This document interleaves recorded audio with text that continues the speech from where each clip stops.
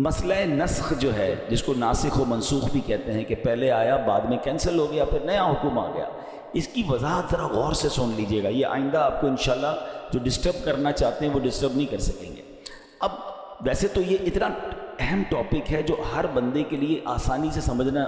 مشکل ہے، کیونکہ یہ درس و تدریس کے ذریعے، یہ علم اور علماء کے ذریعے ایک لمبی بحث ہے، اور اسی کی وجہ سے بعض ملحدین، اسلام دشمن لوگ سوشل میڈیا پر آ کر بھی بکواس کرتے ہیں کہ جناب دیکھیں پہلے قرآن نے کیا حکم دیا، بعد میں حکم تبدیل ہو گیا ہے، معاذ اللہ، تو یہ اعتراض کرتے ہیں۔ تو اب دو تین اگزامپل کے ذریعے، دنیاوی اگزامپل کے ذریعے، آسان مثالوں سے اس مسئلے کو سمجھ لیں جو ہم دنیا میں بھی پریکٹس کرتے ہیں۔ مثال کے طور پہ کہ بچہ پیدا ہوتا ہے، جب بچہ پیدا ہوتا ہے تو ایک خاص مدت تک اسے صرف ماں کا دودھ ہی پلایا جاتا ہے اور کچھ نہیں کھلایا جاتا۔ ایک وقت آتا ہے پھر اسے کچھ ہلکی ہلکی ٹھوس غذا دینا شروع کی جاتی ہے، لیکوڈ ہوتا ہے مگر تھوڑا گاڑھا لیکوڈ ہوتا ہے،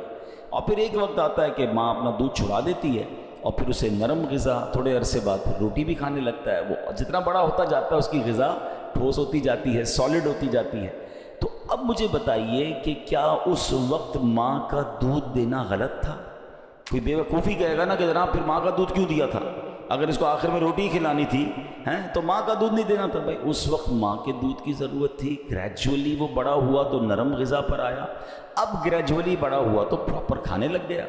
اس وقت کی ضرورت وہ تھی، اس کے بعد ضرورت بدلتی گئی، بچہ اسٹرانگ ہوتا گیا، اس کی غذا بھی اسٹرانگ ہوتی گئی۔ بات سمجھ آ رہی ہے؟ ایک اور ایگزامپل سے سمجھیے، ہم ڈاکٹر کے پاس جاتے ہیں، ڈاکٹر ہماری طبیعت دیکھ کر کوئی دوائی دیتا ہے، کہتا ہے ایک ہفتے بعد دوبارہ آنا، ہم ہفتے بعد جاتے ہیں، کہتا ہے اب یہ دوائی بند کر دو، اب یہ دوائی شروع کر دو۔ تو کوئی بے وقوف آدمی کہتا ہے ڈاکٹر صاحب وہ دوائی پھر کیوں دی تھی، آپ نے پھر غلط تھا آپ کا فارمولہ۔ بھائی ڈاکٹر کو پتا ہے کہ ابھی بیماری ایسی ہے کہ اینٹی بائیوٹک دینی ہے، ایک ہفتے بعد ابھی نارمل کی پوزیشن میں آ رہا ہے تو اینٹی بائیوٹک ختم، اب اور کوئی دوائی دینی ہے۔ ڈاکٹر جانتا ہے نا کہ ہم جانتے ہیں، اچھا ڈاکٹر پر اعتراض نہیں ہے، بلکہ کہتے ہیں ڈاکٹر صاحب بہت اچھا ہے۔ اچھا بعض اوقات کہتے بھی ہیں جتنی بھی دوائیں پڑی ختم، اب یہ نہیں کھائیں گے آپ، اب دوسری کھائیں گے، کیونکہ جو ٹارگٹ اچیو کرنا تھا، جو ہماری طبیعت میں بدلاؤ لانا تھا، وہ ڈاکٹر نے 4 5 6 دن میں حاصل کر لیا،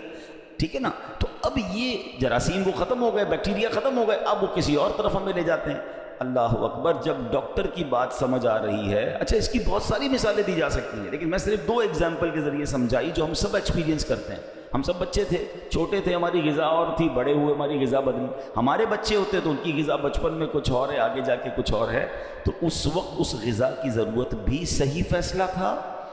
بعد میں غذا کا امپروو کرنا بھی صحیح فیصلہ ہے۔ اس وقت اس دوائی کا ڈاکٹر کا فیصلہ بھی ٹھیک تھا، بعد میں اس دوائی یا اس فارمولے یا اس کورس کو ختم کر کے دوسرا کورس شروع کرنا بھی ڈاکٹر کا عموماً صحیح فیصلہ ہوتا ہے۔ تو اب میرے پیارے اسلامی بھائیوں، اب یاد رکھیے کہ رب کریم سبحان اللہ، اب یہاں مثال سمجھانے کے لیے دی ہے، یہ ناسخ و منسوخ کی رب کی مرضی، وہ مالک خالق، اس کی مرضی کون سا حکم پہلے عطا فرمائے بعد میں اسے منع فرما دے۔ اب اس میں رب عز و جل جو ہے سبحان اللہ، وہ بہت حکمت والا ہے، وہ نہایت حکمت اس کی جو ہے وہ نہایت کامل و اکمل ہے۔ اس نے خاص حکمت کے تحت ہمیں ایک حکم دیا،